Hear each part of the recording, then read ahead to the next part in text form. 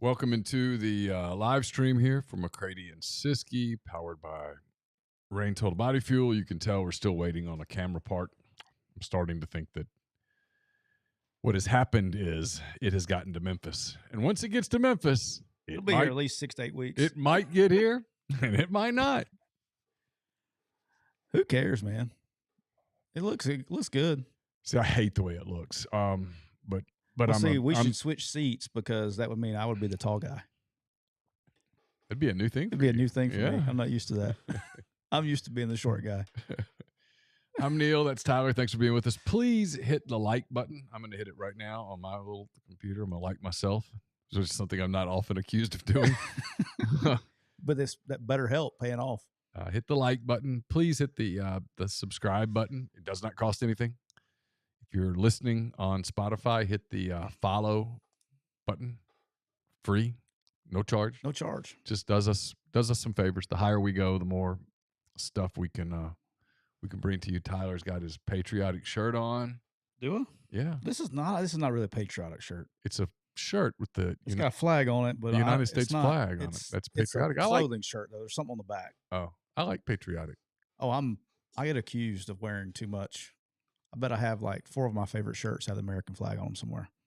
But it's not because it's American flag. It's because it's comfortable. Stuff. No, it's just comfortable and it fits well. Yeah. Hey, speaking of the American flag, my wife is not listening, but if she was, she may be listening today because she begged me not to say something on the podcast, but she's probably seeing if I'm listening or not. But speaking of the American flag. Oh, gosh, here we go. When I left Ole Miss, Ken Crane we had this, sorry, Ken, so if you're looking for this jacket, it's in my closet. We had this really nice, heavy, warm jacket, comfortable, extremely warm. And I don't like the cold, you know that. Mm-hmm. But it was a Nike jacket, solid black, and it had Ole Miss logo, like just the script across the side right here. So I got one of my wife's friends got the largest American flag patch you can find and just stuck it dead over the Ole Miss. And so I have this really nice Nike jacket that has an American flag patch on it like this big. And when I wear it, people look at me like I'm it doesn't fit. Something's wrong. Yeah. They check on me, I've been asked, were you in the military, sir? No. I get the military thing because of my hair. Really? Yeah. I must have like a military look to me or something because I get that sometimes. I used to get it when I had hair and I would fade it up to a short tight, but I didn't. I don't get that question much when I'm bald. I ain't got it at all. Austin, thank you for the super chat. He says between Bud Light and Target, they've lost $50 billion. Yeah. I mean, is what it is. Fuck around and find out. There is a lot to that. It's amazing, isn't it? There's a lot to that. I mean, if you didn't have one example, you got about 50 now. I imagine we're going to start seeing a slow down pace of the advertising after Bud Light and Target's issues in the market cap. I don't know. I'm seriously. I'm going to tell you. No, I don't know. I think it's one of the real fascinating things. We'll get off this in a second. I promise. It's really fascinating. There is such pressure internally on these companies, or at least they think there is, for the social score, the ESG score, the DEI score, all that stuff, that I'm not sure that even the bottom line is enough to overcome it.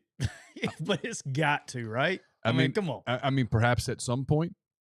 I think what's interesting about the whole Bud Light thing, especially, is that I think they thought it would have passed by now. Oh no, people don't forget, and it hasn't.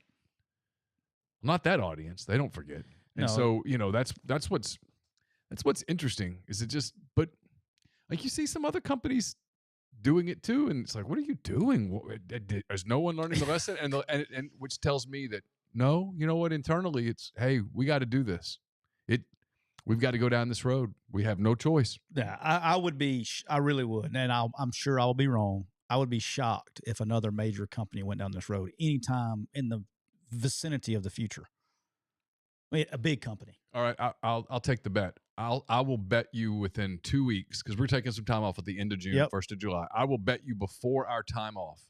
Okay, that's 2 weeks. Yeah, 2 weeks. I will bet you that a major company, and we'll agree to consider what is a major company, but that a major company does something in this month that starting today between today and 2 weeks and a week from between today and a week from Thursday. Okay. That some company goes just bonkers all in with something that alienates half their. They'll do some Target Bud Light thingy. All right. Target Bud Light thingy. That's what we'll call it. And then as soon as we address that will be just to remind all you YouTubers out there that are monitoring our stream today before you take us off. This episode is brought to you by the Biden administration, 2024. Yeah. Just thought I'd let everybody know. Get your booster. All right, we're good. Get your booster. We're good. We're good for the rest of the show. All right, let's get started. Yeah, I'm thirsty. Yeah, I mean the bet's like, I don't know, $20 or something. Right, I mean just something to $20. Yeah, $20. That's fine. Or I tell you what we'll do. Shotgun and rain. I tell you what we'll do. No, I tell you what we'll do. We'll do a make it simple since it's beer related. A 12-pack of your favorite beer. Okay. Well, if I lose, you're getting Bud Light. I'm not getting Bud Light. There'll be plenty to buy in the store. That's for sure. It's everywhere, man. From Target.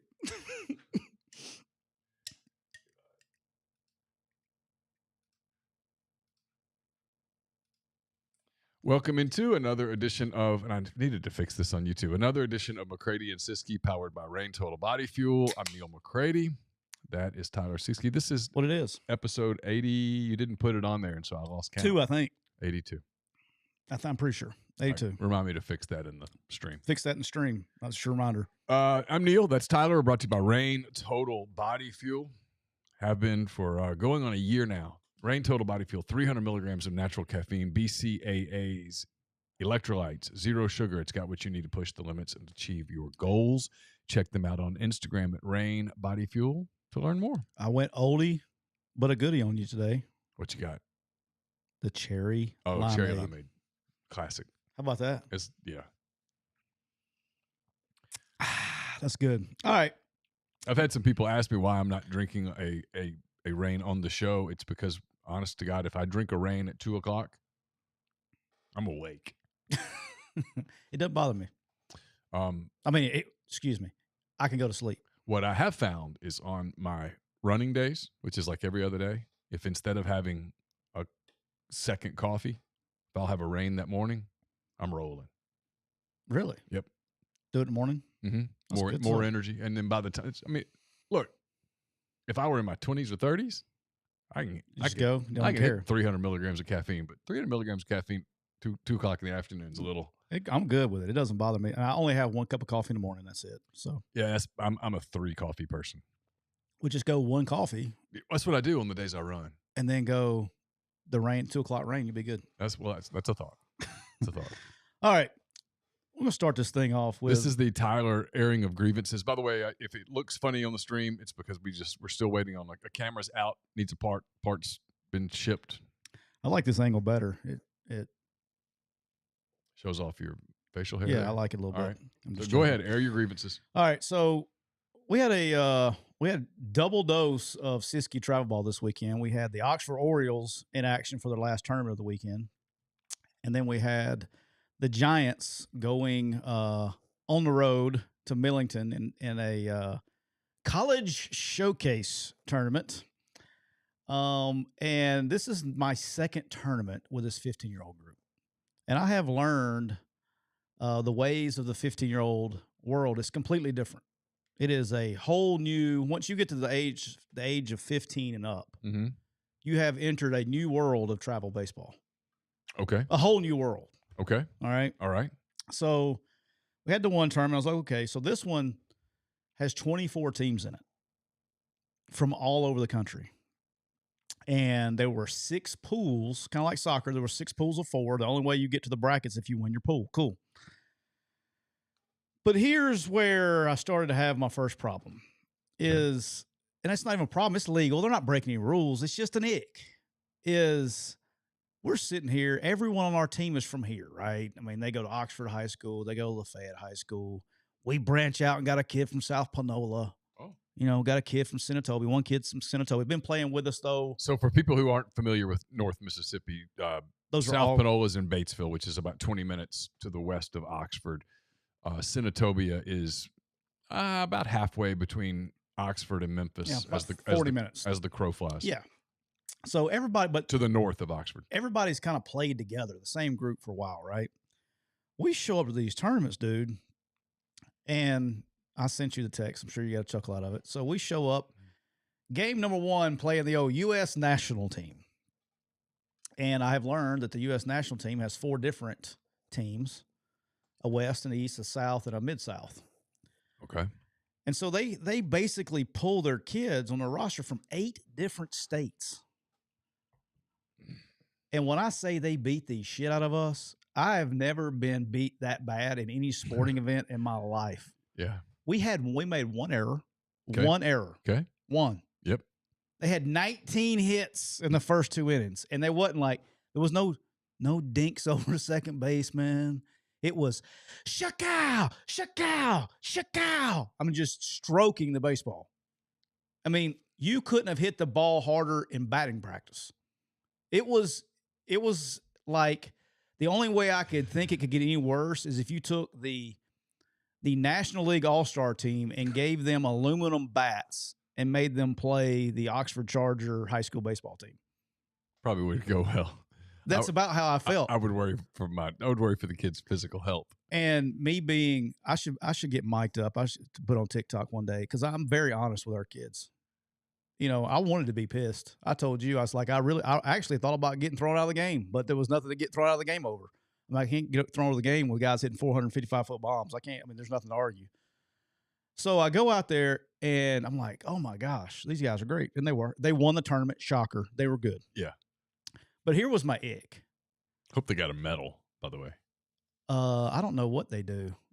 I was so far away from the championship game. I don't know what they did this age group. All right, but here's the deal is you have a majority of the teams in the tournament. I'd say 18 teams in the tournament were like us, okay?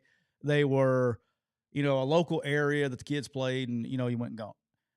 But, dude, they are flying in pitchers to pitch in these games. Like the kids would be there on Thursday, was coming from freaking Minnesota or somewhere, pitch. You don't see him the rest of the weekend. He goes home. And they call him up, and this is not unusual. This is not against the rules. It's not unusual. Okay. I've checked it out with a friend of ours that used to be a head coach somewhere like in the 5 miles away.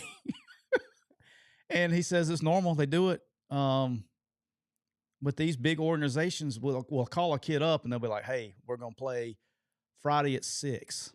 We're playing Thursday, Friday, Saturday, Sunday. Our game's Friday at 6. Kids will fly in Friday morning, pitch, and then get on the next flight out and go home. But why? I don't know, dude. Well, give me your theory. Why? I don't know. What are we doing? Well, here's the thing: is it's supposed to be for development, right? But it's really not. The only thing I can think of is, and I could be dead wrong on this. I'm going to raise my hand, let y'all know I could be dead wrong on this. The only thought process that I can go through my head is to say, oh, we have this baseball club. We're a national team. Like the Canes is one, right? You have the Canes, you have the Knights, you got these national EBC's got a national team now. You got all these national organizations. Okay. The only thing I can possibly fathom is if they win enough with that national team, it'll convince little Johnny's mom to spend $1 gazillion to play for one of their other organizational teams in the hopes that they get there. I don't know. But it's the damnedest thing I've ever seen is they were in there, they're flying kids in the pitch. And then they leave. They're not even there anymore. They leave and they're not there but for one day of the 4-day tournament.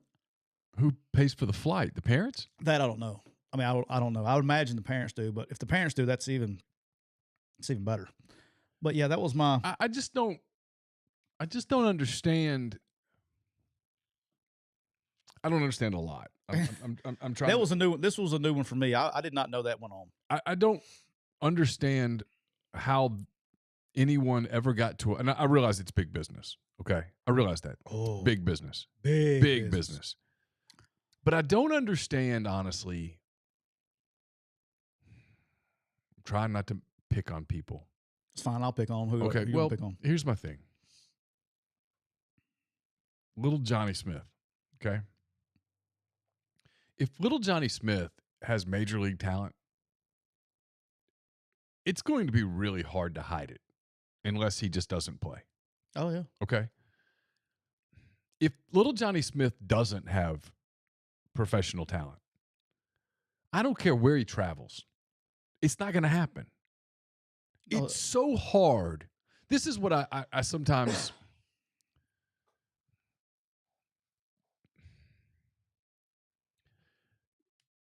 I'm really trying hard not to pick on people because I don't want to, because there are some people that they honestly believe that they're doing their son a favor by taking his childhood, throwing it away, and making it where when he's 17 years old, he's going to hate his parents because all he ever did was play baseball and he's not good enough to play college. Okay? And there's a lot of that. There's a lot of that. A whole lot of that. And it's just kind of, I'll stop. You can't get that far. Just stop. I used to be kind of pissed off at Carson's, my son's travel baseball experience. And now I'm kind of thankful. If I saw the people out, I'd be like, hey, thanks. You by doing that, you let him just focus on, like, I look at these people and it's every single weekend. They're gone somewhere. Every single weekend. And it's just, it goes on and on and on and on. And at some point you're like, of all of those kids, like Gray Kessinger, just is in the bigs right now. Just got his first major league hit. I saw that. Think about how good Gray Kessinger was 13, 14, 15, 16 years old. Yeah. Okay. He was going to get found. Yeah. The Smithwick kid, I think that's his name, at Oxford, the catcher. Who's committed to or signed at this point with Ole Miss. He's the best player to go through there since like Kessinger and Thomas Dillard and them. Yeah. There aren't like dozens of you. It's different. When you see, here's your point, and especially in baseball, when you see somebody that good, it's very obvious. And that's my point. It's more obvious than any other sport there is, I guess, besides basketball. Yeah. I'm sure if your boy Wimignana was out here playing at Oxford High School, he'd stand out, a little bit, right? But they can tell the basketball kids really quick. Dude, it makes a different noise off their bat. Of course. We got guys. We had a kid, and look, and here's my point. This is not to minimize anything that Gray Kessinger's done, because holy cow, man, when you make the major leagues, I mean, that's a hell of an accomplishment. Nobody puts on you don't put that uniform on of the Astros or any of the other teams in Major League Baseball and get to walk to the plate carrying a or a piece of wood without getting assaulted, unless you're really, really good. You don't get to stand up on the mound on a Major League stadium and get a ball and throw it without being incredible, right? Yeah. And Gray's 25 years old at this point, probably, and fighting for a spot on a Major League roster. That's my point. He's the best player that's come through here in ages, and he's fighting for a spot on a Major League roster. And again, I'm not minimizing at all. So if anybody accuses me of that, either you're not listening to me or I'm not communicating this correctly. It's usually the first part. My point is, like, I'm not even talking about Bryce Harper, and I'm not talking about Manny Machado or Shohei Ohtani or Aaron Judge or the elite upper crust Major League player.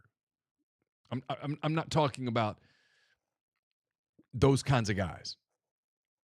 Okay, I'm not even talking about like the Ozzie Albies, the really good everyday Major League kind of players. Yeah. Dansby Swanson. I'm not talking about those cats. I'm talking about the guys that are fighting for spots near the bottom of Major League rosters. The rest of them are the very best ever. Okay, the cat that's in AAA trying to get a spot in a Major League bullpen was a dominant high school pitcher. Yeah. Like he mowed everybody down. Like people were still talking about, I faced so-and-so and so-and-so. Yeah, I mean. Yeah. All of the travel ball in the world isn't going to make your kid a Major League player. It's not going to make your kid a college player. It's just not. You get reps. You get, like, That's what I'm really doing. Like, and here's what I'm trying to get out of it.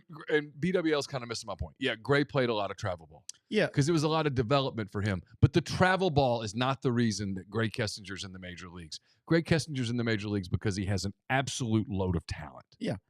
I'm doing It's about talent. This is what I hope our kids are getting out of it. But I'm not even really talking about you and your kids. Yeah, no, I get it. Right. I know. Here's what I hope my kids are getting out of it and on our team is every single pitcher that we see, like these pitching staffs on this team are better than any pitching staff in high school baseball that you know of. And they're 15 years old. Right. Like at 15 years old, their pitching staff is better than any high school pitching staff in the state of Mississippi. At 15 years old. I mean, I don't know who in the world they threw against us. Poor guy probably was pissed off. He showed up and had to throw to our scrubs. But like, all kidding aside, we hit the ball fine. Like the guy, I think the guy in our game that they had, 15 years old now, was throwing mid-80s. Mm-hmm. And you know how many kids that out here threw that hard? They got a radar gun now. Not many. Not many. Not many. And you got the one guy, right? Or whoever it is. But yeah, it's just, anyway, long story short, you're getting reps against good stuff. But that Sure. was, my whole ick is I don't understand. I imagine there was a baseball game he could have pitched in between Minneapolis, Minnesota, and Memphis, Tennessee this weekend. Well, there's no question. That was my point. And that's my point. Yeah, that's my point. I don't have any problem with look, it's fun for kids to play on teams. I was a kid. I played on teams. It was fun to play on teams. I'm not criticizing it's a big business. They're making a lot of money. I get it. Coach, how much money do you think that I was calculating up on the way out the door the other day? I mean, it's roughly around uh-huh. I'll just put it like this, around a $2,000 entry fee per team. Right. There were 3 tournaments going on at the same time, 24 apiece. So I would say roughly between $40,000 and $45,000 per age group. They had 3 of them going. Gate was $10. I was gonna say you got admission, parking. Now the umpires are getting paid now. They do a good job paying their umpires. Yeah. They're getting umpires $110 a game. It's a business. I'm cool. But they cleared at least 140, 150 this weekend. Yeah. 4 days. Not a bad gig. Not a bad gig. Good job. All right, my last ick from the tournament this weekend. I got to call this guy out. All right, so after we got our teeth kicked in, I was very proud of our kids. And this is what I'm talking about. We get our teeth kicked in. Then we turn around. We played 18 straight innings of scoreless baseball. Look at y'all. Like, you know what I'm saying? Like, when we play teams that are normal, we're not bad. Yeah. When we go play the freaking Atlanta Braves, hey, we're not very good. I mean, I told my kids, I was like, hey, proud of you guys for not quitting. Really what I said, I lied. I saw our good friend Ronnie Williams. He's with me. I got him to snicker. I used to tell him, I would say, hey, you know, when you're trying to get them to go early, I'd always say, hey, your best is good enough. I'm not asking for anything but your best. Your best is good enough. I told him after the game, said, hey, this is one of those times your best wasn't going to be good enough. Ronnie got a chuckle out of that one. All right. So we're playing another Guru team, and our kid's shoving it. Okay? Shoving it. It's a 0-0 game in the 7th inning. And we walk one of their big kids. They got a big, slow kid. My man tried to call time to get a courtesy runner. Mm-hmm. Guy's playing right field or something. And he tried to put his fastest guy on first base. And the umpire, I didn't even have time. Good for the umpire here. I didn't even have time to say anything to the guy. Umpire goes, who are you running for? He says, my catcher. He goes, that's not your catcher. Your catcher's sitting over there on the bench. And he was like, oh, he got called out. He's like, oh, my bad. Like, dude was going to try to cheat because he had a slow runner on first base. In a travel baseball game. All right. All right. So while this is going to be maybe the funniest segment we've ever had. I was on my icks this morning. I know you got a long list of like just grievances here. It's like Festivus. I got talked into doing this. Since we're in football camp season, football camp icks. All right. Everybody's seen the Twitter, and this has got to drive you crazy too, if you've the football camps you go to. It drives me nuts when you're doing offensive line, defensive line one-on-ones in a camp with just helmets on. Mm-hmm. And you've got some big-ass stiff defensive lineman that can't do a normal pass rush move. So he decides to bull rush the offensive lineman and run right through him with no pads on and then celebrate. And then everybody on Twitter is like, look at this man. Look at this man on a pass rush. He's a beast. Stop. When you're doing if it's rivals camps, 247s camps, on threes camps, I don't know if they have camps. If it's Ole Miss football camp, Auburn football camp, it doesn't matter. I don't know. Bull rushing offensive lineman with no pads on could be one of the biggest icks of all time. That drives me nuts, man. And we'll celebrate it on social media. All right. That's one. Okay. All right. Two is this. This was sent to me by my good friend Connor Jeffries. He listens to us. He works with me. What's up, Connor? You got wide receiver DBs one-on-ones. And you've seen this one because you and I have actually talked about this before. Yeah. And you got some stiff-ass small white kid over here that can't run out of sight in a day. Probably looks a lot like me, lined up at receiver. And the DB knows he's fixing to do him wrong. So instead of playing DB, he goes and, like, jumps at the guy and tackles him, like, by the throat and throws him on the ground. And we got people celebrating, like, yeah, locked him down. Like, whoa. Locked him down. I mean, one, that's a penalty because you just grabbed the guy by his throat and threw him on the ground. But two, like these DBs that do that, anytime, like, any wide receiver coach in America sees a DB and press technique on his toes, he's going to get yanked through and you're going to score a touchdown every time. Every time. Every time. 100% of the time, if you're on your toes, you are getting beat for a touchdown by any college receiver. You could be the worst college receiver on the planet. You see a DB on his toes, his ass is getting thrown, you're scoring a touchdown. There's nothing they can do about it. So to do that and us celebrate them, and we got coaches, and it's usually the 7-on-7 coaches that have never coached before. They're like high-fiving them and all that stuff, street agent you. Like, quit. But there was one this weekend, I guess, and it came through and go. All right, my last two. Street agent you. Yeah, street agent you. My last one. I wonder what the cut street agent's getting off. Well, they're trying to get it with NIL. Oh, I know that. We'll get to it in a minute. Go ahead. I don't want to interrupt. All right. The airing of grievances. And this is for all my college coaches out there to listening today, because you just had to go through this. When you have camps, mega camps, any kind of camp, you have the 40 line, right? Yeah. You're over there timing. Okay. You're like, boop, boop, and you're going there telling your guys, whatever. It never fails. Okay. You see that you start looking down the line and you see this guy wading to the back. Okay. He's getting to the back of the line. He's getting himself all hyped up. I need to take my stuff off for this. Apologize. He's getting all hyped up. He's getting to the back of the line. He gets up there and he's like, all right. Starts taking off his clothes. Uh-huh. He gets down all the way down to his damn girdle. Yeah. I mean, his dong's over here to the left, balls are on the right. Okay. I didn't have to hear that, but okay. See through, right? Yeah. All right. And he's stretching it out. He's getting ready to run a 100-meter dash. He gets up there, puts his sunglasses on. He is swagged out. He gets down there. He takes 45 freaking minutes to start. He takes off going, and you're like, yeah, boom. You look at it, like 4.95. Those guys are all every time you see somebody start taking off their clothes, putting on track shoes, I've seen it all. That guy's guaranteed to be slow as shit. I've never seen a fast guy do that, ever. It never fails. It happens at every single camp. What did the fast guys do? Just run. Just show up and run. Yeah, fast guys run. Yeah. That's what they do. Fast guys run. They do that shit at every camp in America. And then on top of that, they'll get like this. This is the other thing that drives me crazy. Uh-huh. All right? Every single kid that runs the 40, every one of them.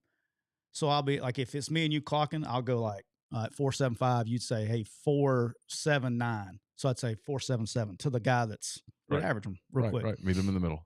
All right. Because if the kid can really run, you note it, and you'll like, hey, Well, you note everything. You take all the data. Right.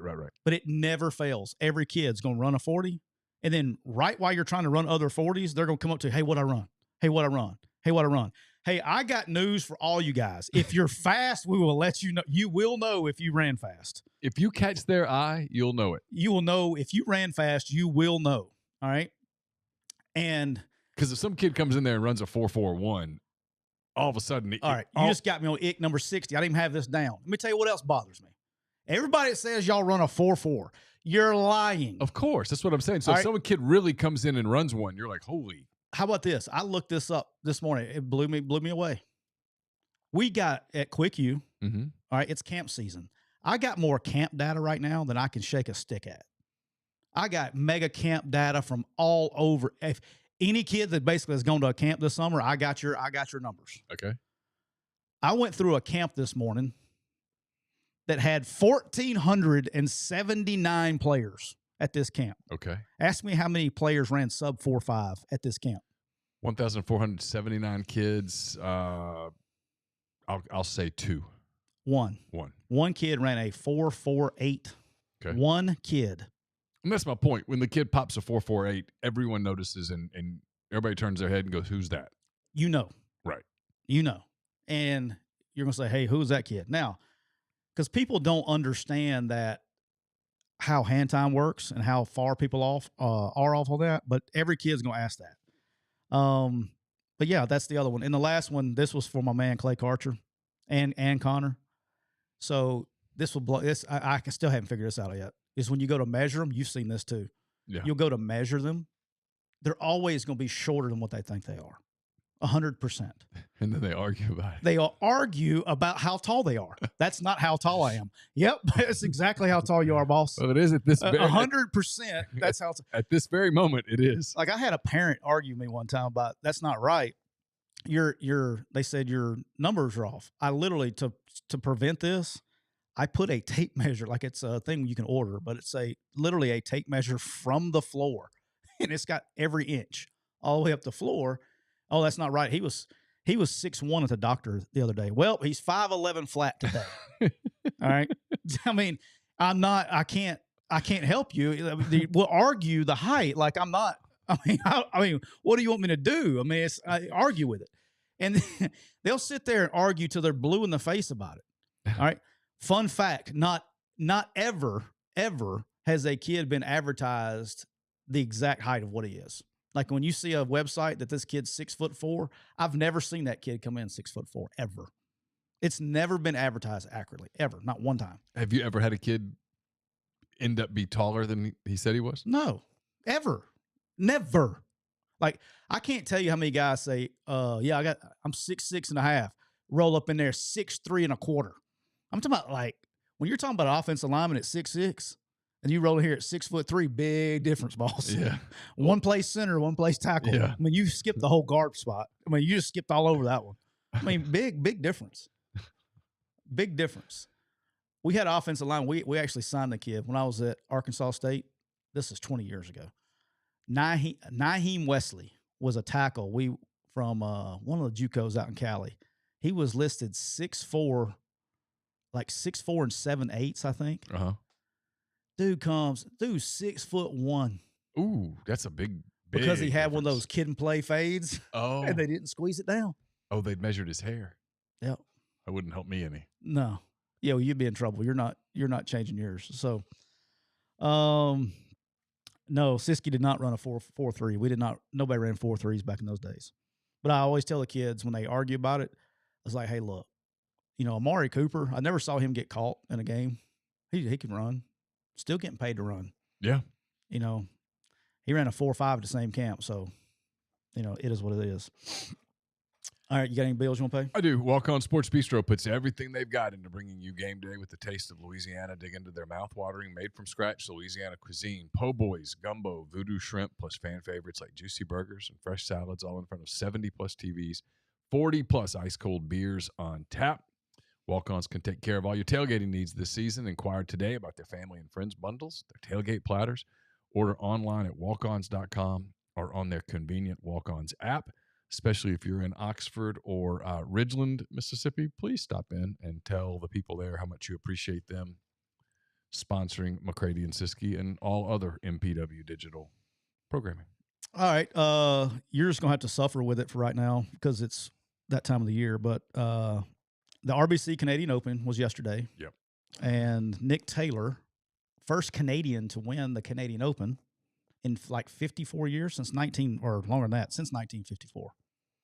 And so it was a big deal. Did you see my man Adam Hadwin I did. get body slammed? It's the only thing I've seen from the whole tournament, but I saw that. How great was that? Oh, not great for him. Probably wasn't his favorite moment of the day. I couldn't think what was going on. Like live, I was watching it live. They didn't show it live. I didn't see this. You didn't get to see the other shots till later. Yeah. But the caddy, so Nick Taylor's caddy, when he was hugging him, kind of looked over, and this look of concern, it was like, whoa, whoa, whoa. And I was like, oh, what happened? And then it showed him, but I didn't get to see. That was a good form tackle by the old. It was a hell of a form tackle. It also, I don't want to profile here, but security guards, not always the brightest bulb in the bank. Yeah, but he couldn't win in that one. If he didn't know, though. Okay. All right. Wait, would you rather them do that in that situation? All right. So let's break this down. Okay. The guy coming onto the green, is very clearly a golfer. No. They'd already changed in street clothes. He was in street clothes. But he looks like a golfer. He's got his hat. He's got his golf. No, he was free, dude. He looked like everybody else. Okay. I will defend him on that. He's spraying champagne. That part he was. Okay. Please let's chronicle the number of attacks out there with people spraying champagne. With spraying champagne. I'll wait. I got you. I will let you. In my man's defense, though, he had a split second. I mean, he didn't have like we've had 24 hours to figure it out. Spraying champagne. Okay. Hey, all right. The part that you didn't see though that was even better is the playoff. It went to a 4-hole playoff, and the playoff went like 18-18. And if it didn't get, the third playoff hole was the 9th green. They busted some guy had gone and stolen the flag stick out of 9 because he thought the tournament was over. Yeah. They called him. He had to run up there and put the flag stick back in on 9. That was funny. But yeah, I'm with you. I mean, know. But split second, man. And if he was dressed in all of his like garb and stuff, I'm with you. But it was good. It was a good tackle. U.S. Open is this week. This is a tournament that you should love if you hate golf, because this is where they look like mere mortals. The U.S. Open has done it again. They've made the course so damn hard. Like, I don't know. I would be utterly shocked if the winning score is under par. Here's what and we're going to get to it, I'm sure. This week, will be fascinated to see how the PGA and its players handle the questions that are coming. How many of them you think? How many LIV questions are you getting? Or not LIV, PIF questions are you getting? As many as are humanly possible. I mean, do they have the... and they're valid. They're valid questions. They're valid questions. I'm glad you brought that up. All right. You know, I mean, I'm not... I'm not one of the people who are heavily offended by this. Okay. I never really was. Yes, the Saudis are sports washing. There's no question. There's no question about it. I never blamed the players on the PGA Tour who took the money.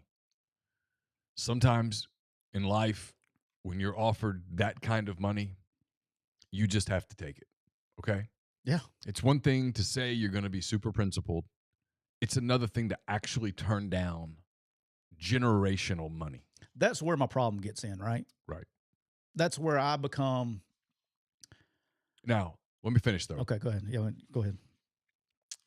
The PGA Tour, some of the same people on the PGA Tour who were so critical of LIV, of the players who left to go, who used the families of the 9/11 victims essentially as props in their argument, to turn around a short time later and go, oh, no, we're partnering with them.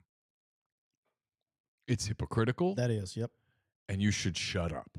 You should take your beating and shut up. Or admit out loud, hey, you know what? Turns out that they finally put enough money in front of us that we had to take it. Okay. Or admit out loud, hey, look, our books were going to get opened up. We couldn't afford that. We had no choice but to do that. This is not a political thing, what I'm about to say. Trump says a lot of stupid stuff. But he was right on this one. But give Trump credit here, because he nailed this. He sure did. And look, Donald Trump wasn't the only one. There were a lot of people with business knowledge who said, "Hey, this merger thing's gonna happen." He should have taken of all the stuff he gets hit with. He probably should have taken a victory lap on this one, but he didn't. Well, he's not the only one. But again, yeah, he nailed it. He 100% got this one right. And so this week it's going to come up, and there's no point in the PGA Tour people. What's his name? Moynihan? Jay Monahan. There's no point in trying to rationalize or trying to talk your way around this. No, he won't be on camera this week. Just take your beating and let it go. The beating is probably deserved. And I'm not one of the people that's super worked up about it. It's golf. Yeah. Okay. I think it's great for golf.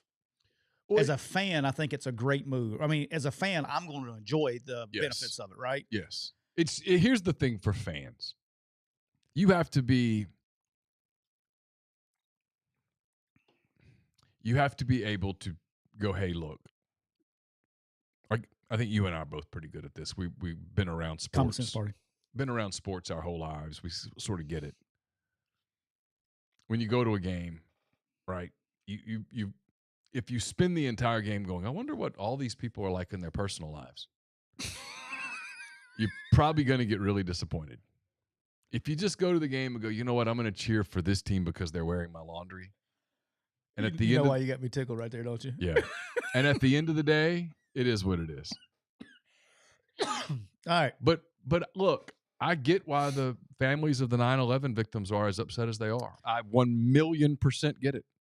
1,000,000%. 1 year ago, Jay Monahan, the whole LIV thing happened. You had golfers going. Jay Monahan used 9/11 as a weapon to keep his players as a guilt weapon. Yes. All right. You can be mad at Jay Monahan. He shamed the players who took the money. You can be mad at Jay Monahan, and rightfully so. 100% hypocritical, all that stuff, yeah, right? Yeah, sure. Absolutely. I agree with that. Mm-hmm. That's terrible. With that being said, 1 year later, this is where we sit. This is what he was referring to when he said the information that I had at the time. He made that comment, right? In the year since, this is the truth. One is when they started doing this litigation, there's stuff that the PGA Tour doesn't want to come out. There's also stuff that the PIF doesn't want to come out. And these lawyers were sitting there holding nukes. It's kind of like two countries holding nukes. All right, once they get out, it's not going to be good for anybody. That's part of the reason. Two is this. The PGA Tour was going under financially because they started these elevated events this year. These purses have gone up to $20 million, like the majors. And everybody's like, oh, they do that all the time. No, they don't. The PGA Tour doesn't have a major except for the Players' Championship. It's not considered a major. The Masters is independently ran. The PGA Championship is run by the PGA of America. The U.S. Open, which is this weekend, is ran by the United States Golf Association. And the British Open is run by the European people. I can't think of the name of it. World Tour. Okay? So these big purses, the PGA Tour doesn't have any. They have one. Now these elevated events, they're going in their pocket, and they're having to go into the reserves. They were not going to be able to afford to do the elevated events very much longer. On the other side, from the LIV side, the actual LIV Golf was going, not from a financial standpoint with PIF, but they were about to go out of business too. So from a business standpoint, I know that sounds crazy, but they were. PIF was about to pull out. Instead, they bought golf. That's what they did. They bought golf. But here's the only issue I want to say, and I want to bring this up because this kind of pissed me off, is I don't think it's right to now you can go attack Jay Monahan, and for what he said being a hypocrite, attack him all day long because he deserves it. But for every other person to attack golf and to attack the PGA Tour for this, Neal, how many people in this country, the United States of America, have a Facebook account, Instagram account, or Snapchat? I mean, tens of millions. Percentage of Americans, you think? 60%. Funded by PIF. How many people have a Disney Plus membership, have ever watched a Disney movie, or gone to Disney World in this country? I mean, 50%. Funded by PIF. Am I right on my guesses? I know. I'm just Okay. throwing that out there. There's a lot of them. Okay. How many people have ever flown on an airplane? What percentage of Americans have flown on an airplane? It's probably a lower number than that. 20%. Boeing, funded by PIF. Anybody ever gone to BP gas stations? BP, funded by PIF. Anybody ever taken an Uber ride before? Few people. Funded by PIF. Bank of America, it's a nice little company. Citigroup, that's another banking company. Mm-hmm. Funded by PIF. Anybody ever played PlayStation? Anybody ever played any EA sports games? Nintendo? Anybody ever played Nintendo? Back in the day. Funded by PIF. What about UFC, WWE? Funded by PIF. My point is this: it's like, oh, we're not watching golf again. Golf's bad. Da, da, da. Every person in this country, as righteous as they want to say they are, every single person in this country at some point in time has supported a group funded by PIF. Now may not have known it, right? But they have. Yeah. No. Look, I don't think for 1 minute that there's going to be some lasting boycott of professional golf based on this. Let's stop all the shit talking. That's what bothers me. You referring to media? Yeah. Anybody that's got a voice that's publicly taking shots. Yeah. You've probably flown on a plane and taken an Uber ride to go write that damn report. So they gotta. I don't know. I think it's just disingenuous. And it's not. Rory McIlroy didn't, and I'm not a Rory fan, by the way, because he screws me every time I bet on him or he's in my fantasy league. But Rory didn't go, hey, PIF, come on over. He doesn't have a choice. They're golfers. They golf. Of course. It's not the golfer's fault. But no. Jay Monahan, you want to get after his ass? Go get it. Yeah. Well, I had no point of even thought about that part of it. Of course, I'm not a guy who spends a lot of time thinking about golf, but I mean, Monahan's blown this from a PR standpoint. I'm always, as a guy who's kind of interested in public relations, interested in media relations, interested in marketing, that kind of thing. Those are things I'm interested in. I'm always fascinated to see an announcement that's that big rolled out that poorly. It always... It did kind of sneakily roll that one out. Well, it's always fascinating to me because they had some time. Somebody somewhere sat in a room and goes, okay, this is going to get out Wednesday, Thursday, whatever. Are we ready for this? How do we put this out? We're going to take a beating, but how do we message this? And I'm always stunned at how badly things are messaged. It was a pre-taped interview done by CNBC because the PGA's deal with NBC. But it's not even that. It's just the words that are used. The words that are used. Ultimately, it doesn't really matter how it gets out, how you put it out. It's like we see this with like football programs, right? Basketball programs, whatever. They have some sort of a scandal involving a player, right, or coach or whatever. Well, you got a minute to message this. Think about how you're going to do it. Because you get one shot at the first shot. Was there a way, though, to not make it so shitty? No, but you had to come out and say up front, you know what? It's about money. At the end of the day, it was about the money. The money got to a place where we couldn't afford not to do this. That's where I am, though. If they didn't say that, it makes me think it's about the litigation.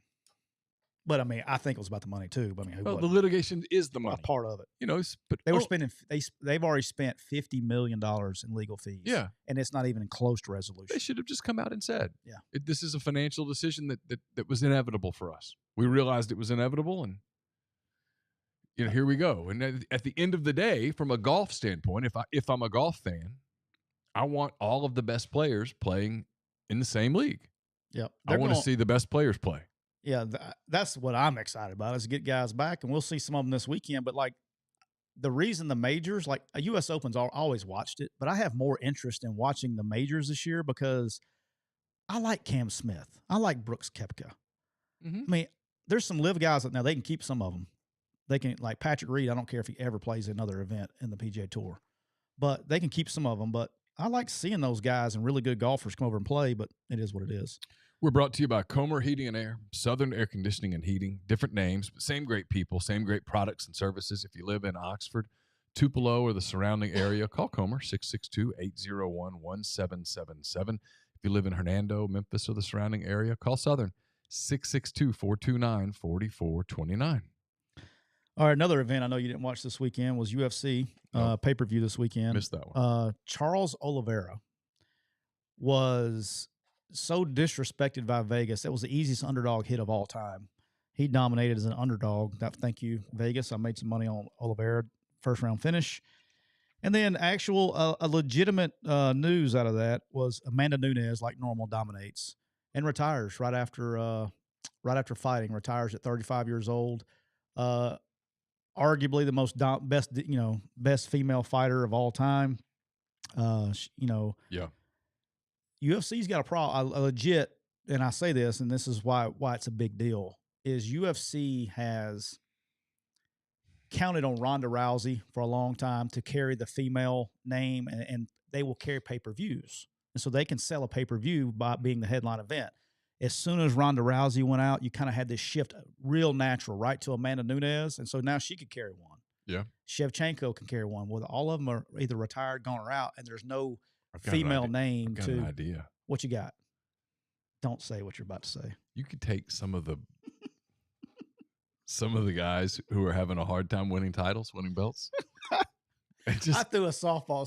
just get them to identify as women. Yeah. The next thing you know, man, the women's side's going to get pretty rough. That was one of those things that 1 millisecond after coming out of my mouth, I looked over at you. I was like, I saw your wheels, and I was like, oh shit, here we go.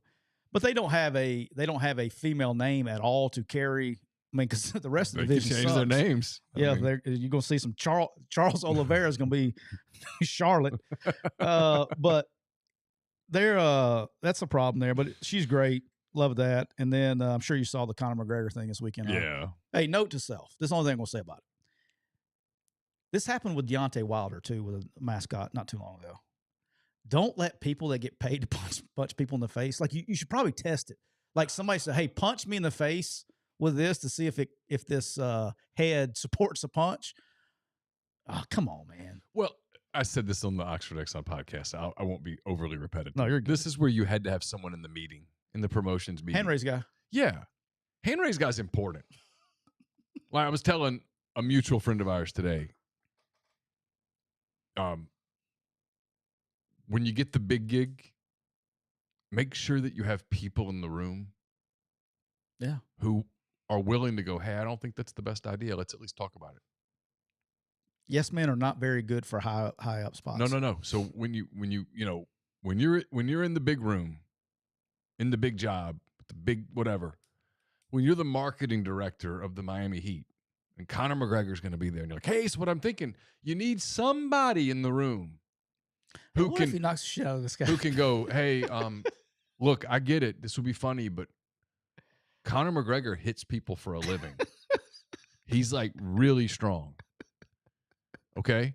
And so whoever's inside Bernie, I'm guessing probably not Billy Badass inside Bernie, right? Just a normal dude who's good at being a mascot.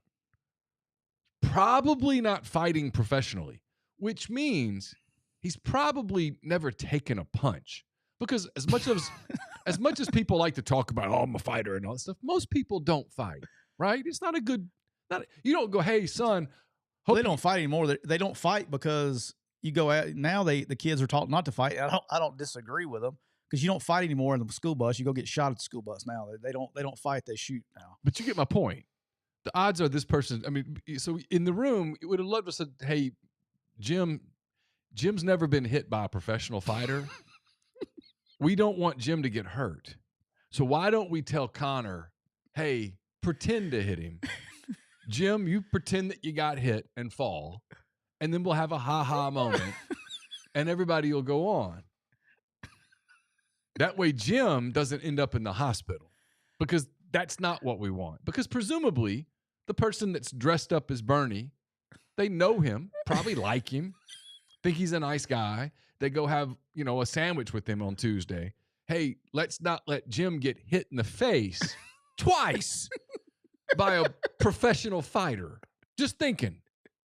But you know why that doesn't happen? Because what you said, everybody in the room is a yes man. Oh, that's great. Because they're so afraid of pissing off the boss and going, I don't know, that's the best idea. So, oh, that's a great idea. Let me tell you who didn't think it was a good idea. Bernie. Bernie said, hey, I don't know. Well, you'd love to know, did Bernie know, hey, he's actually going to rear back and punch you. And then when you fall, he's going to clock you on the ground. He hit hard. It was legit. Like the fall was legit. All right, let me shift gears real quick. Tells me your boy Connor's got some stuff going on. Well, dude, you got to have a screw loose. Like, to get in the cage, you got to have a screw loose. Yeah, a lot of screws loose. I mean, it's okay. I got screws loose too. Yeah, but yeah, for sure. Yeah, I mean, you got to be different. Yeah. All right. XFL loses $60 million in its first season. They have enough funding to go for 4 more seasons.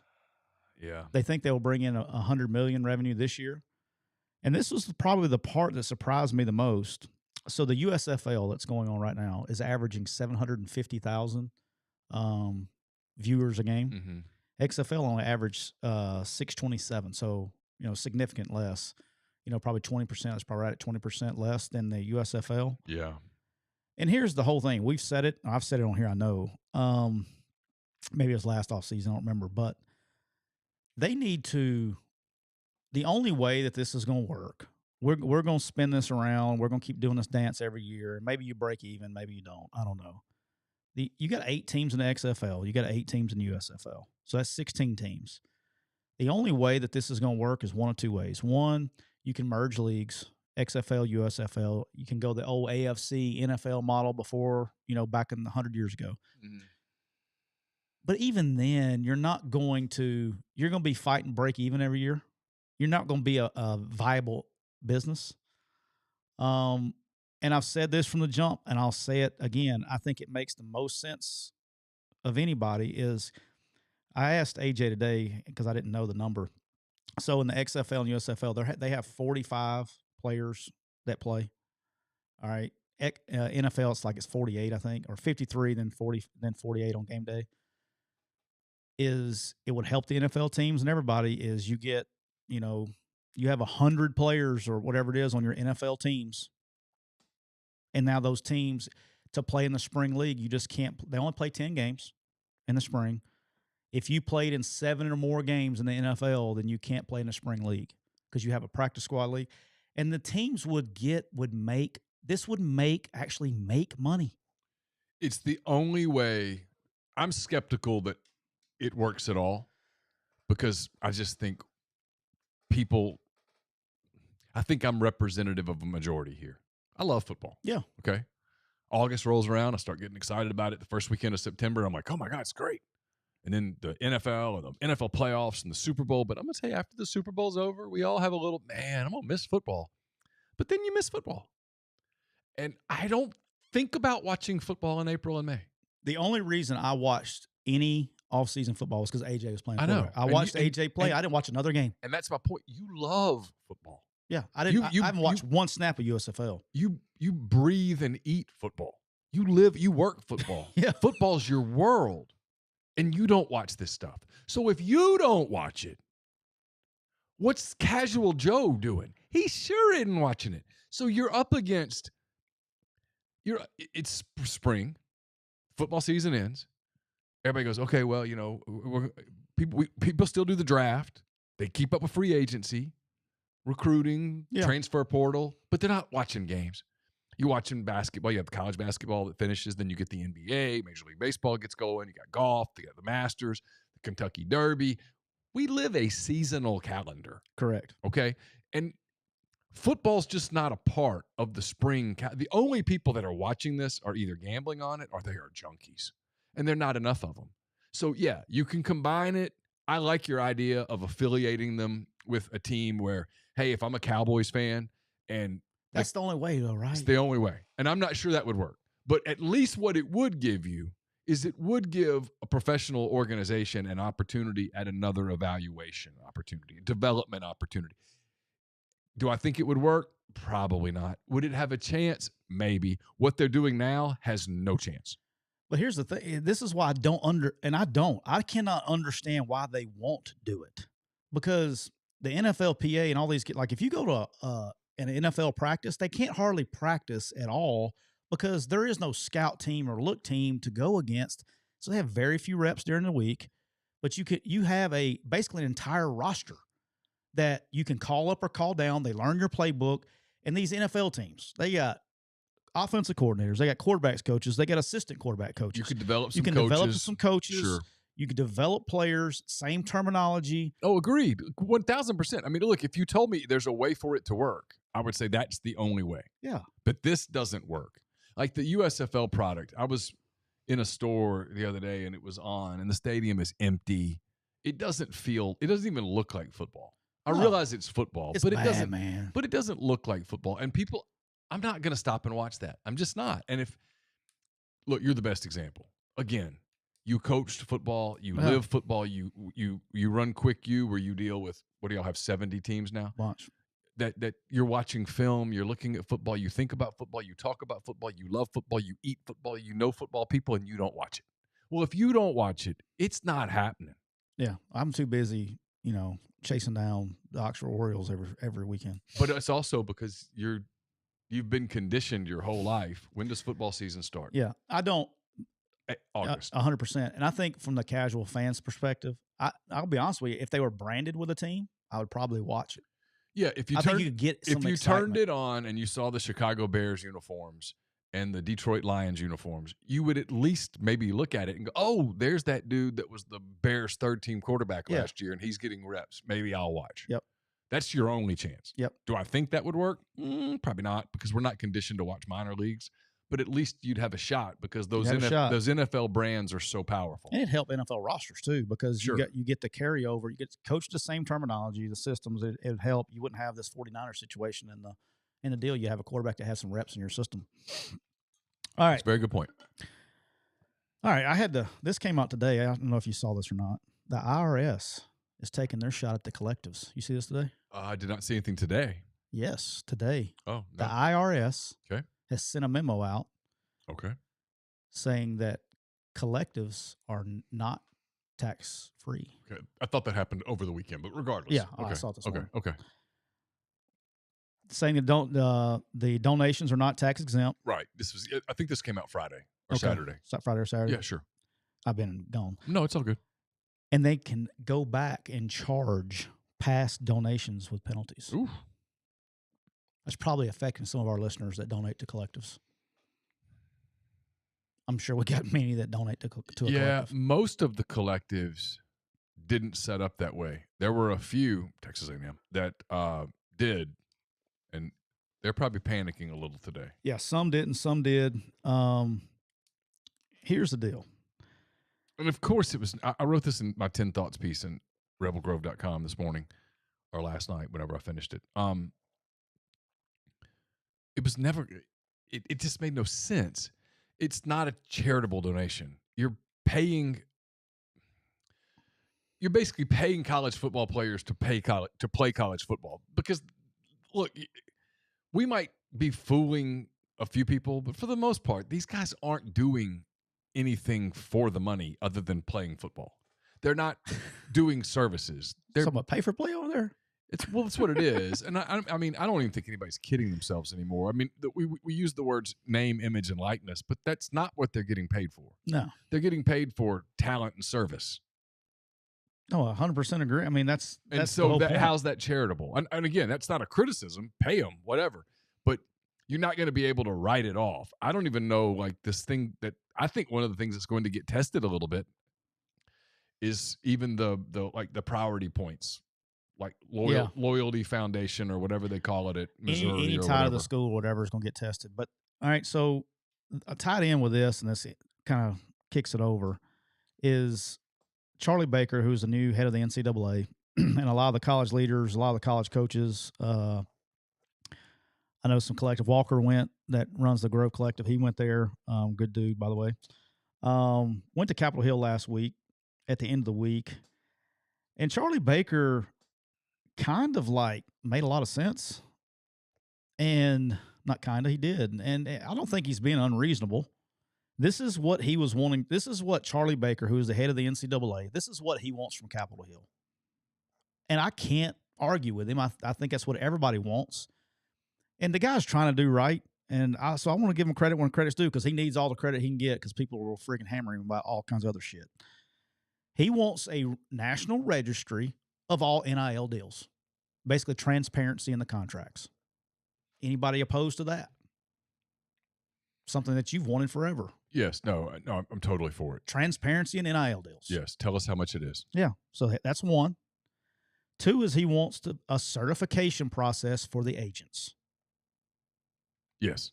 I mean, because there 100%. There goes point two. We literally talked about it earlier in the show. 100%. It takes out your street agents and puts it 100%. Okay. Okay. And the last thing, which is a big problem, and it's going to be the hardest one to get done, is a uniform NIL standard. Because this is what's... Okay, define that. Okay, so this is what's been going on with all these state laws recently. Texas just did it like last week as well. It's the same time they were at Capitol Hill. States are coming in and making state laws basically saying we can do it whatever the hell we want to do. The NCAA, you cannot do anything about it. So the schools are using the state laws to do and set up whatever they can get away with. I'm going to be honest with you. If I was working in an athletic department, I would be all for that, because you want to try to stretch and bend the rules to your advantage as much as you can. So I'm not faulting the schools for doing that. Hell, they're just trying to get an advantage. Sure. Competitive advantage. They've all said that without some form of uniformity, everyone's going to try to find an advantage. And that's what you're seeing these states do. Missouri, Arkansas, Mississippi, Texas. You're starting to say pop, pop, pop, pop. They're starting to fall over where, hey, we can do what we want to do. NCAA, you can't punish us. And so that's what they're trying to get done. And then today, which this absolutely shocked me, and maybe I'm just on drugs, the SAAC, which is the Student Athlete Advisory Committee. So this is made up of student athletes, okay? Okay. They open letter to Congress. And they're smart. So this is why we've been saying it all the time, they do not want to be considered employees. No, they don't. The student athletes have come out and said they do not want to be considered employees, because they understand. They know what the price is going to be. It's going to be the end of their sport, probably. Yes. Okay? Most sports. Almost all sports. They also, which shocked me, said that they also wanted a pathway for the NCAA to govern college sports without the threat of litigation. This is coming from the Student Athletes Advisory Committee. I mean, I'm surprised. The last part especially. I don't know how the NCAA takes it back now. Honestly, I don't. And I'm cynical on this. I'm skeptical on this. I really am. I know that everybody went to Washington, and I know everybody sat down. I saw the picture of Steve Scalise with Nick Saban and Brian Kelly and Greg Sankey, and Scott Woodward was there, and there were a lot of guys, a lot of dudes, a lot of heavy hitters in that room. And I looked at the picture and I thought, nothing's getting done. I don't know how you regulate it. I don't know how you put uniformity on it. I don't know how you put a cap on it without there being a union. I don't think they're asking for a cap, though. What I think they're asking for is everybody play on the same rules, right? And they want the NCAA to be able to basically, whatever the rules are, be under one umbrella from the NCAA. The problem is with the state laws that are being passed, they are just basically flipping the bird to the NCAA, and they're not having to follow NCAA rules based on state law. Right. And the collectives are saying that the state law supersedes NCAA rule. And the NCAA says, you know what, these fights that we would have to have are so expensive. They can't do it. And they can't do it. And I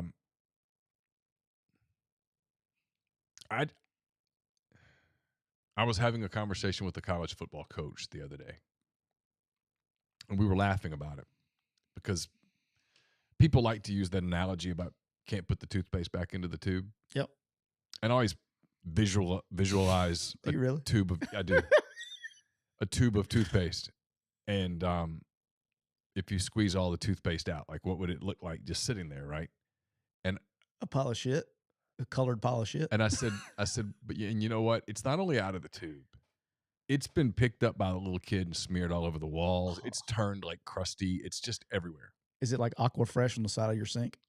I'm a Colgate, and not Colgate. I like that Arm & Hammer. Okay. The peroxide Yeah, tastes super clean. Yeah. It's a yellow Yeah, I know. box. I got I love it. It's my favorite. We're a Crest at my house. I'm almost to the point where it's the only toothpaste I'll use. I'm a big toothpaste person, by the way. There are bad toothpaste, and they're really good toothpaste. Okay. When I was a kid, I liked Aqua Fresh, the red, white. Do you know what I like? I can't find it. I think they went out of business. Is the one, we're off the rails. The one that was like a block that you push down and had like a baking soda on one side. It had like two streams coming out. Oh, yeah. What was that called? It went out of business. Oh, yeah. I can't remember, but I remember seeing that. That was the greatest. Yeah. Anyway, the toothpaste is everywhere. You wouldn't even know where to start. In other words, if like someone said, get all of that back into the tube. If it were all just sitting there in a big pile, you'd be like, well, this is going to take a minute, but maybe I can get some of it back into the tube. It's gone. I just think damage has been done. I think the next step is not regulation. I think the next step is damage control. I think it's coming because like he and I were having this conversation. Again, this is a football coach. Yeah. Not everybody's going to win. No. Everyone's not winning this year. We do the over-unders. Half of them go hit. Well, like 6.5, right? Yeah. 7.5, 8.5, whatever the number is, whatever team. It doesn't. Some team's going to go over. Yeah. And some teams are going to go under. Yeah. Half the teams lose every Saturday. And there will be, I don't know who, no clue. I really don't. But there will be a massive underachiever. It will happen. A team that we all thought was going to win 9 games is going to win 4. Right? In the same way that some team is going to come out of nowhere and we thought they were going to win 5 and they win 8 or 9. Right. It's going to happen. It's sports. Correct. Well, when that happens, when the team that was supposed to win 9, let's call them Minnesota A&M, we're supposed to win 9 games, and they win 5 games. I'm serious. I don't know whether it's Texas A&M, whether it's Ole Miss, whether it's Arkansas, Missouri. I don't know who it is. It's too volatile to even know. Some teams in the SEC is going to underachieve. It's going to happen. You lock it up. It's in stone. Some team in the SEC that you guys think is going to be really good is not going to be really good. You mean everybody's not going 9-3 this year? And so when that happens, no, seriously, when that happens and people go, wait a minute, we'll be paid for. And then there's another thing out there. A lot of these donors, the big donors, I'm not talking about the guy that gives $25 a month. Yeah. The big donors, they're older. The next generation might not give as much. And so this sense that, it's just going to keep rolling, I'm cynical. I'm super skeptical. And if I'm wrong, no, cool. I don't think I hope I'm wrong. I don't think you're wrong. But I don't think I'm wrong. I don't think you're wrong either. The thing that I guess where I get frustrated a little bit is regardless of what they do, okay? It's like our good friend Jay Monahan who he was wrong. He took a giant bite out of the shit sandwich. That's what he did. Yeah. He knew it right when he did it. He knew when he did that deal, he's like, dude, this ain't going to be good. Right. There's going to be a lot of pushback. Sure. It's going to be bad PR. But you know what he did? He grinned. He smiled. He took a big old bite of the shit sandwich. And you know what? Do you know what's going to be great moving forward? He's going to go through about another 2 weeks. He's going to have to get in front of the camera one time. And people are going to beat him. Shame. Sure. Shame. Sure. Shame. And all the time in his mind, he's just going to be like on a paradise island in his mind, smiling, like, I'm the CEO of all of golf. Mm-hmm. But he's going to take that beating. Same thing So here. your analogy is what? They need to take a bite out of the big shit sandwich and fix and write down, this is what we got to do. This, and this. This will fix it. And then give the NCAA the power to do it? And then do it and take a big old bite of the shit sandwich, let everybody bitch and moan and complain for about a week, and then fix college sports. But they're going to have to take a bite out of the shit sandwich. It's coming. You might be right. But just do it and get it over with. I don't know. Don't go fix one and then get beat down, and then 6 months later try to fix it up. Just write everything down that you got to fix. Okay, transfers, we're going back to the original rule. NIL, it's going back to be what NIL, there's not going to be pay for play. This is what it's going to be. Whatever the rules are, everybody on state laws, whatever you got to do to fix it, right? Good luck. By the way, I don't think that's what you do to fix it, but I'm just saying whatever you think that is. Yeah. We need to start whatever we do with the transfer rule, but you write everything down you need to fix it, take a bite of the shit sandwich, get beat over the head by everybody, and then just go on about your life. That's what they got to do. But anyway. All right, you had one more thing you wanted to get to. Yeah. You want to get to it? You want to do it? Let's do it. Are you going to do what's on the list? What I was talking about? Oh, what you were talking about. All right. Well, you can give a shout out to your former Yeah, coach. I want to, real quick, Larry Blakeney is on the 2024 College Football Hall of Fame ballot. What a overdue recognition. One of the best to ever do it, maybe the best to ever do it. Changed my life. Was there, I mean, and not just me, changed thousands. And there's people probably listening to this podcast that we don't even know each other, that he changed your life. I'm talking about one of the best coaches, true coaches. And I ain't talking about X's and O's and all that stuff. I'm talking about the way he treats players and how they look up to him and just what a football coach supposed to be. That's him. If I could, I always said if I could be half of the coach that he was, I'd be happy, man. He is just I'm so happy for him to be getting this honor because he's changed that many lives in the profession and just in life in general. So truly affecting, people's lives. He didn't owe me anything. I worked my ass off for him. He did not owe me anything. I was a shitty player for him. And the day I got hurt, I was he called me in the hospital and offered me a job. I mean, just every job I ever got to start my career, he stood on the table for me and advice and everything else. Just a great human being. So excited for that. All right, here we go. All right, got a question for you. Okay. A lot of UFO talk lately. Yeah. If you're with us now, you're with us. So sorry.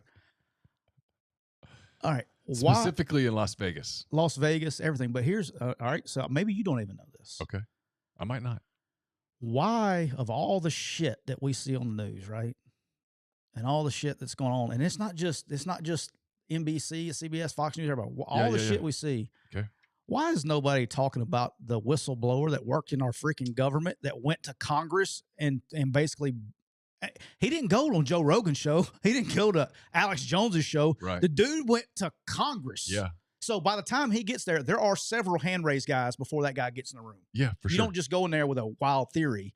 You have to have some substantial information and proof. Yeah, it's not the guy who's smoked a little too much dope standing on the corner. I saw. Ain't dude with LSD. I saw an alien. This sitting the guy off Area 51. What's my guy's name that played Clark? I don't know. Uncle Eddie. Quaid. Yeah. Randy Quaid. This isn't Randy Quaid in Area 51 now. This dude goes to Congress and tells them that we have 12 spaceships. Alien spaceships, not non-human is what he used, in government control. He goes to Congress and tells them that. Crickets on the news. Yeah. Crickets. We did not talk about this before. I don't know what my field is anymore. I mean, isn't this kind of important? Well, I mean, seriously, go back, I don't know. I'm having a nostalgic day for some reason. When I was Carson's age, so 1986, when I was Carson's age.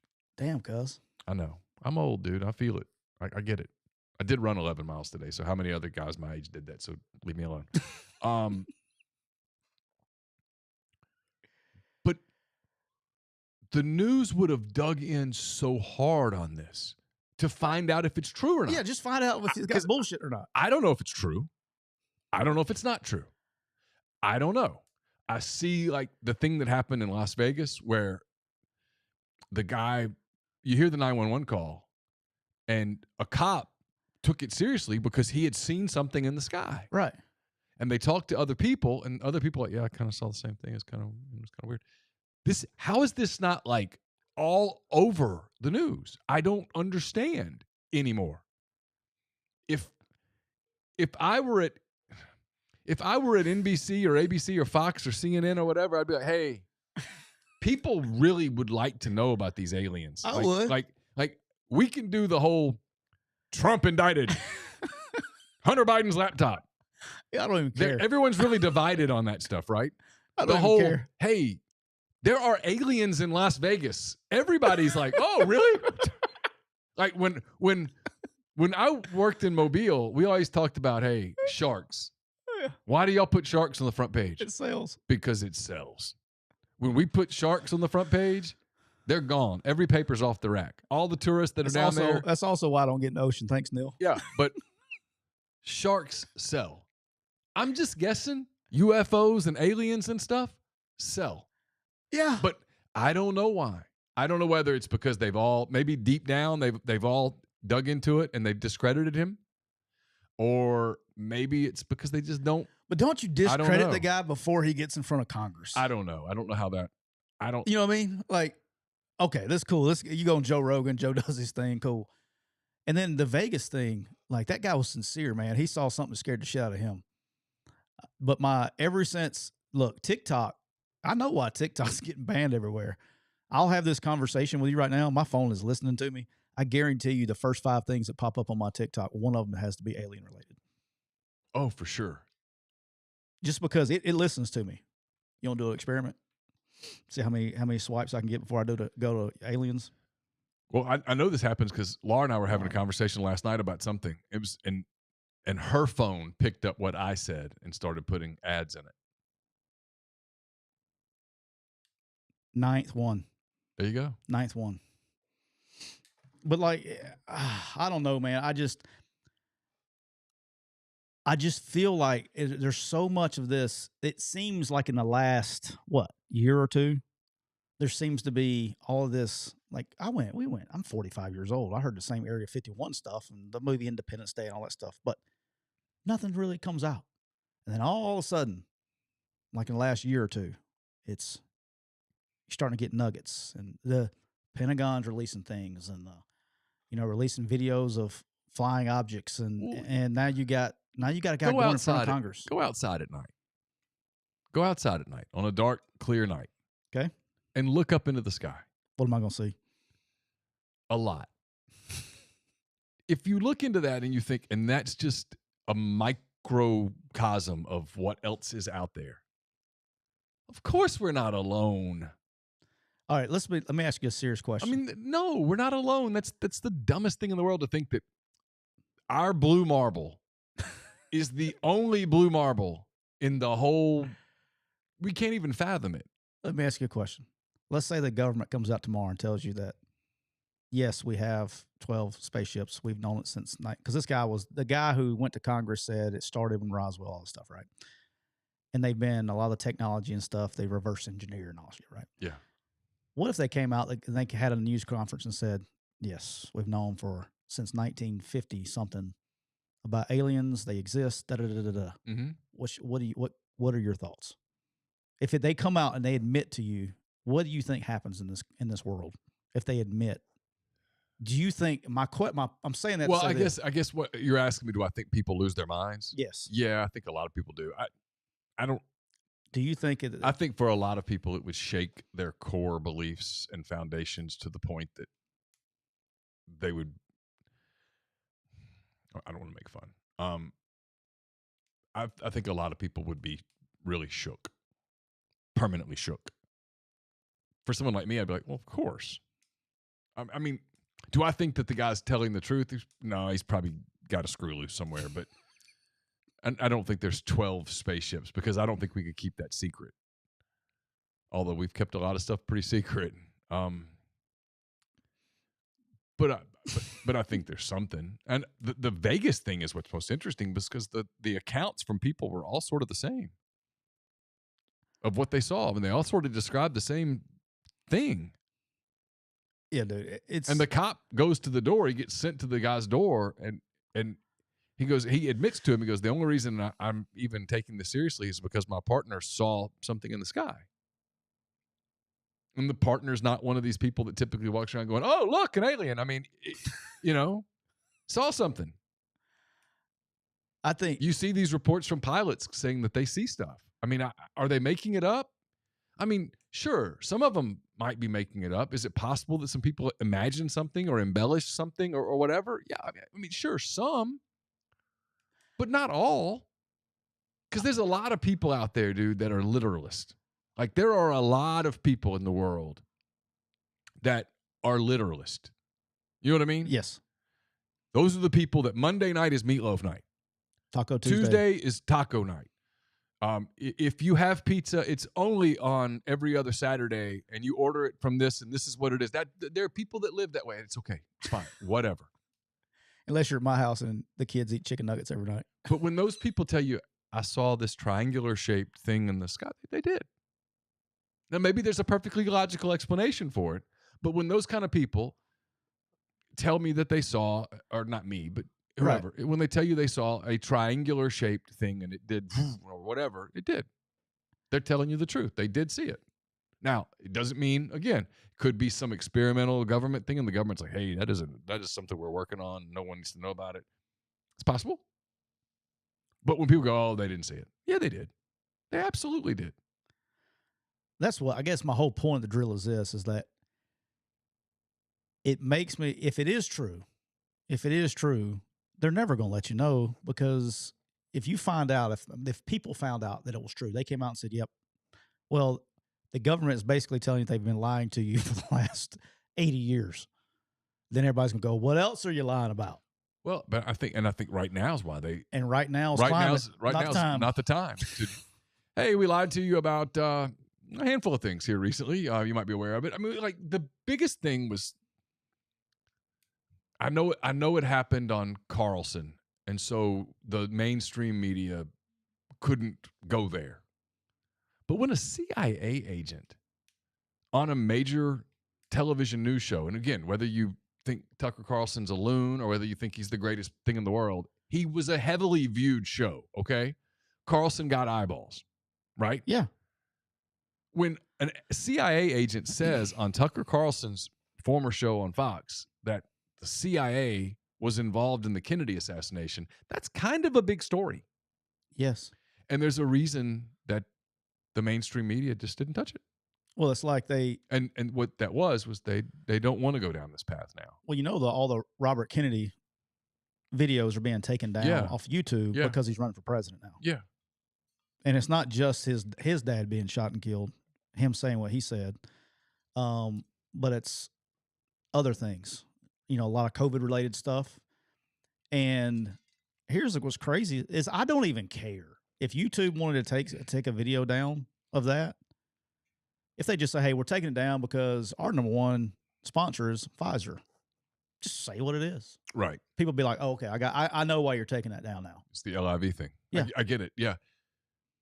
Well, common sense party.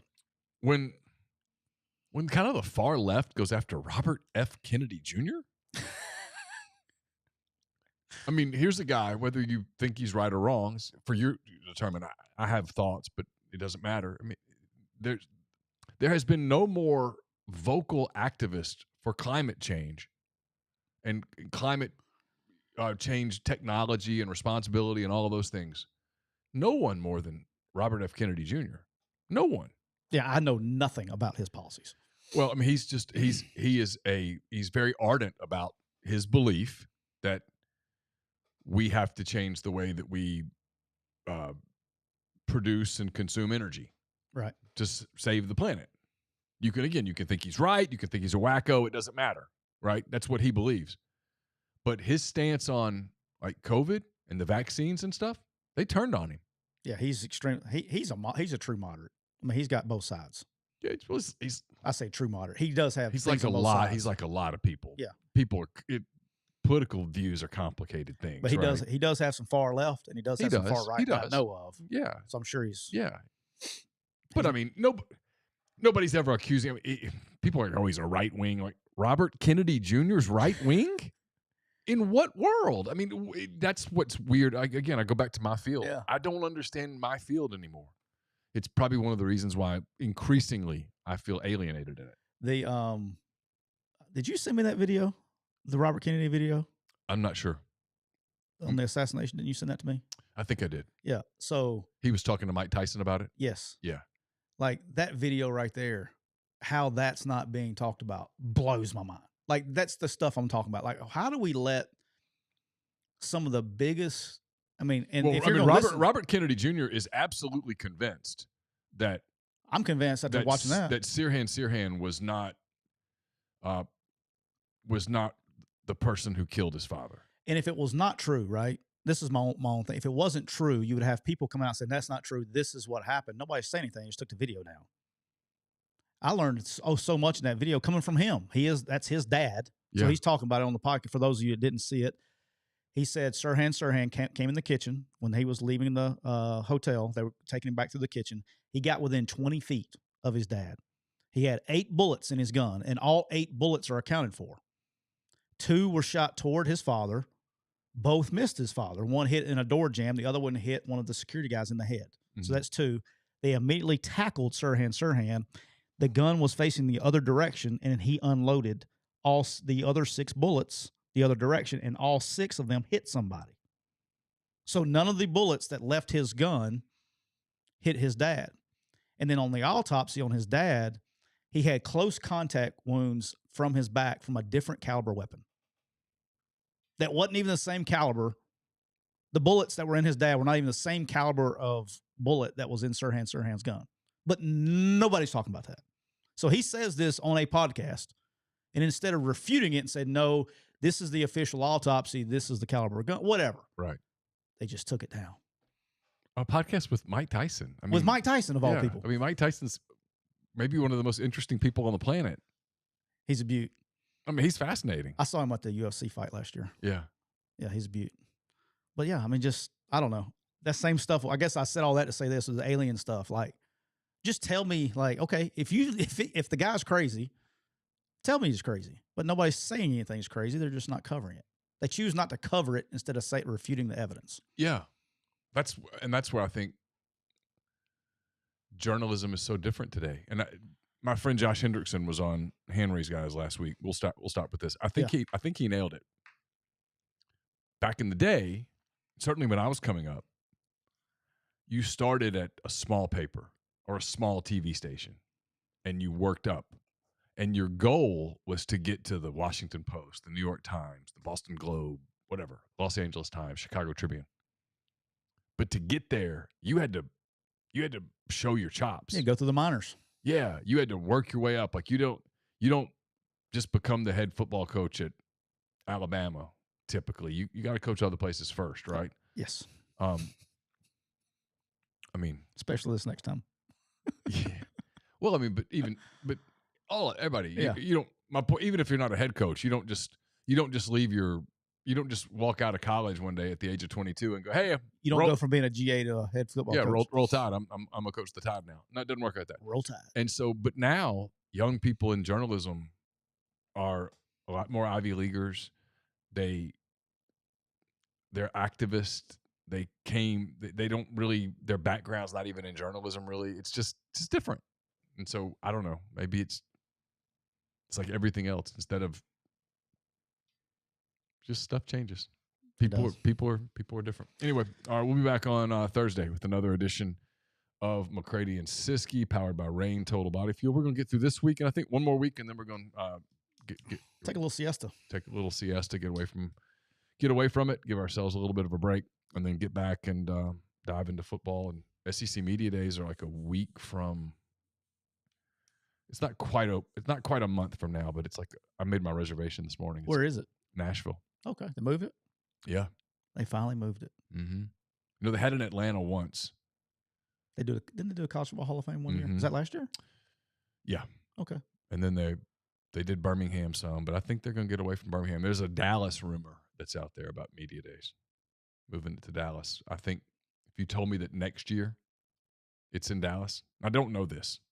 But if you should rotate it though, huh? But if you told me that next year it's in Dallas to celebrate the Oklahoma Texas kickoff stuff, I'd totally buy it. You can come. We'll go out to the grassy knoll, solve everything. Oh, live show with solving the JFK assassination. Solving the JFK assassination, right? Live there. show. Yeah. We'll get our man David Beatty to come out there and hang out with us, take us play by play. Yeah. Could be a fun. show. Run the Zapruder film on a loop. Yes. Yeah. All right. We've been brought to you by Rain Total Body Fuel, 300 milligrams of natural caffeine, BCAAs, electrolytes, and zero sugar. It's got what you need to push the limits and achieve your goals. Check them out on Instagram at Rain Body Fuel to learn more. For Tyler, I'm Neal. Until Thursday, take care.